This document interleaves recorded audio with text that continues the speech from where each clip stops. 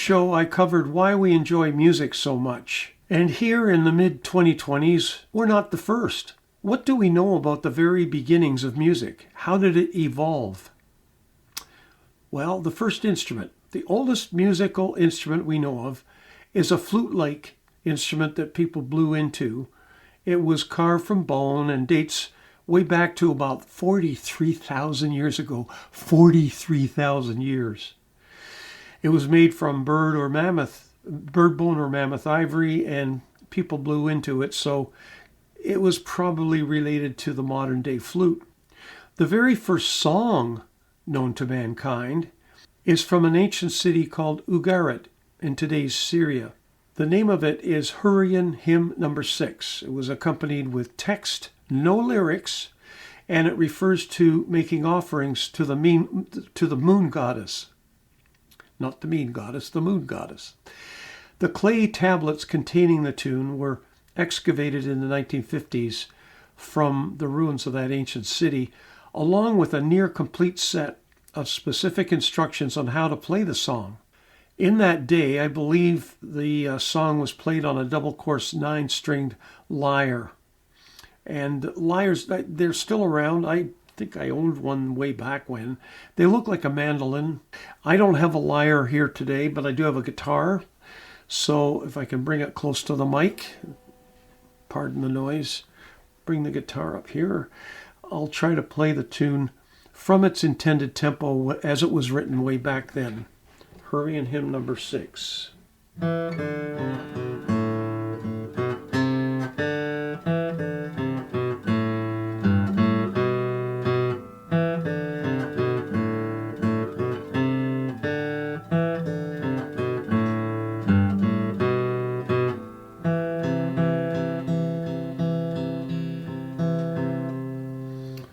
And it went on. There were variations. I'm going to put the guitar away here. Pardon me. It repeated and repeated. It went on. But that was the basic note form. So you could say that the song had form. It had a key.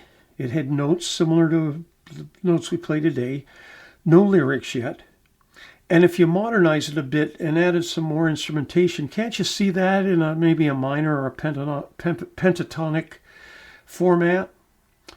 Given that most evolutionary human activities speed up as time passes, as we learn, adapt, and become more proficient, if you drew a straight line, a timeline from 3,400 years ago today, Mozart and Taylor Swift are only a few hundred years apart.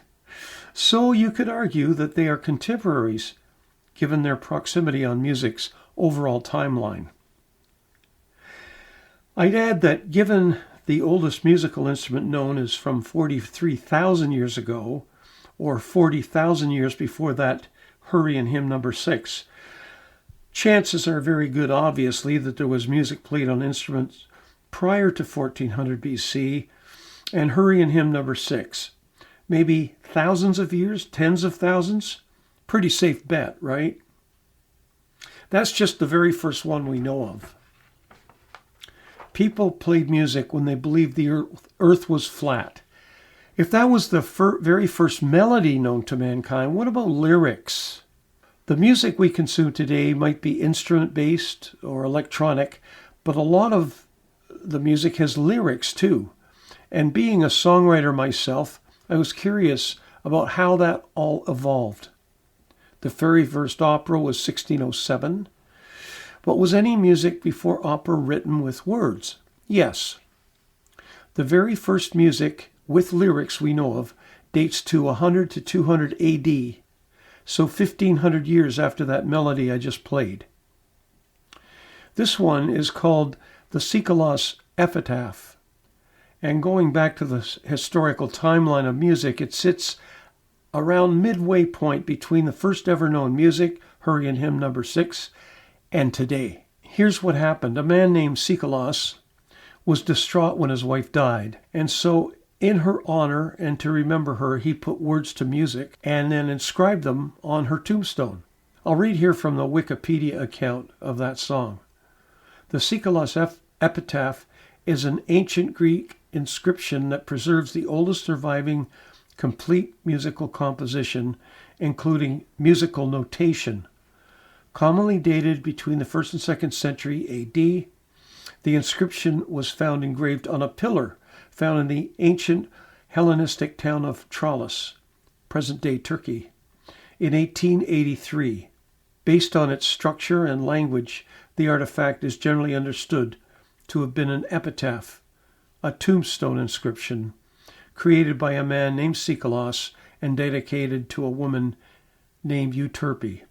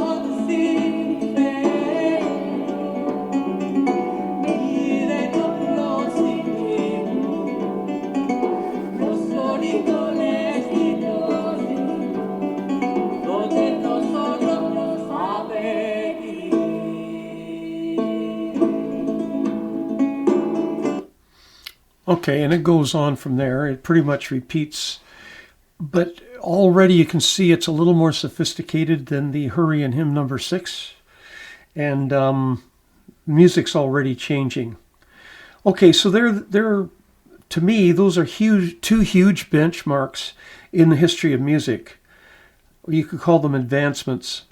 The first ever instrument known to mankind from 43,000 years ago, and then the first ever known musical melody, Hurrian hymn number 6 from 3,400 years ago. And then the first ever music accompanied with lyrics. Over the next couple of weeks, I'm going to look at how music evolved from the time of Sikelos and right up to the present day. That was an interesting look at the world of music, right? Okay, now it's time for one of Paul's songs. Paul, over to you. Today's featured song is A Wind Is Comin'. I wrote A Wind Is Comin' on one of those days when I was practicing my instruments. And during the session, I just felt happy, whimsical, and kind of ready for anything that might have come my way. Hope you enjoy A Wind Is Comin'.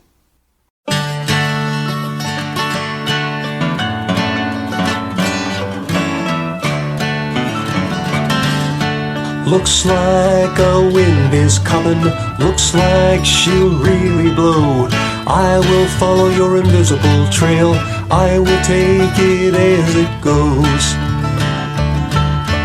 Will you take me to the east, into my sweetheart's loving arms, or to the west and through the trails, and to the mountains' magic charms? Take me to a brave new place, gusts my world has never seen. I will follow your windy trail, bouncing, clacking like an old tin can.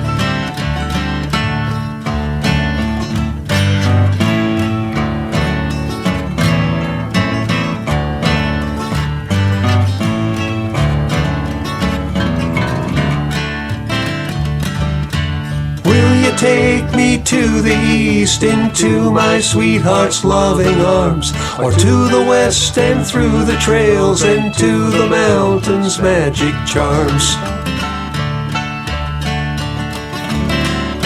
Some would curse your sudden swell, idiot wind in rhyme and song. Your restless breeze and forceful way will take me to where I belong. Will you take me to the east, into my sweetheart's loving arms, or to the west and through the trails, and to the mountains' magic charms? Looks like a wind is coming, looks like she'll really blow. I will follow your invisible trail, I will take it as it goes.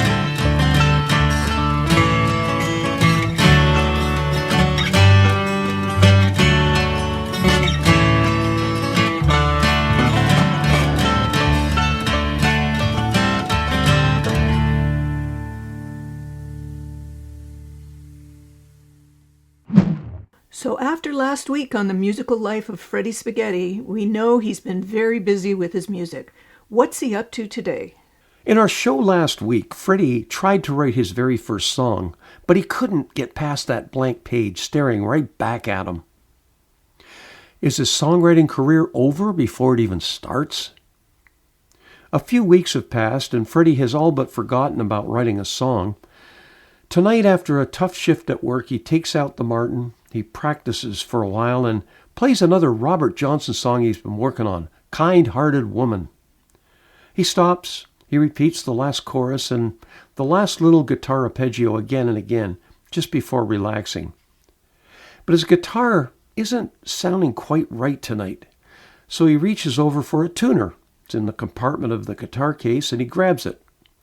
As he does, Freddie also notices the songwriting notepad sitting in the case. He grabs the writing pad and places it on the coffee table in front of him. It sits there lifeless, forlorn, as if to mock him. Still blank, still just sitting there waiting. He feels that if he wants to be a serious musician, songwriting would open up doors. But why is this so difficult? He tries again.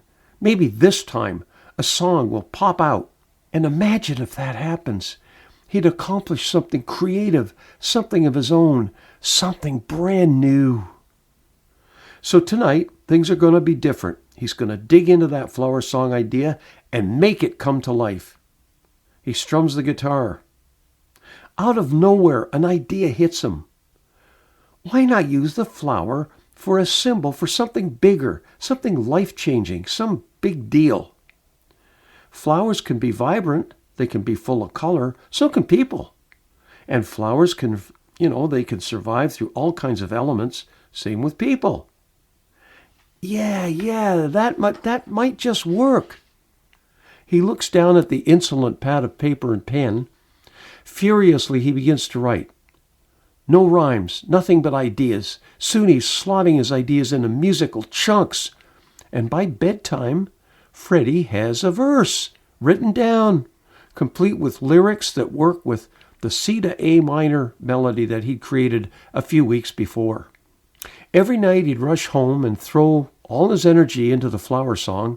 He'd write words down, scratch them out, write more words. His melody was developing too. Let's see. A, C to A minor, oh, back to C, up to F, maybe back to C. Each night that week, the routine repeated. Get out the notebook, get out the guitar, write, rewrite, do it again, then hit the fridge for a snack. One night just before bedtime, it seemed that the flower song was pretty complete.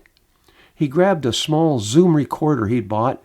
He bought that a couple of years ago to help learn the guitar, but it never got used much. It had been sitting there ever since. He even thought about selling it. But tonight, it was the keeper and the guardian of this new creation. He recorded the song, put everything away, and went to bed. On behalf of Paul and Ryan Tunes, thank you for listening to this week's Sound Threads. Please check us out next week for another round of Sound Threads.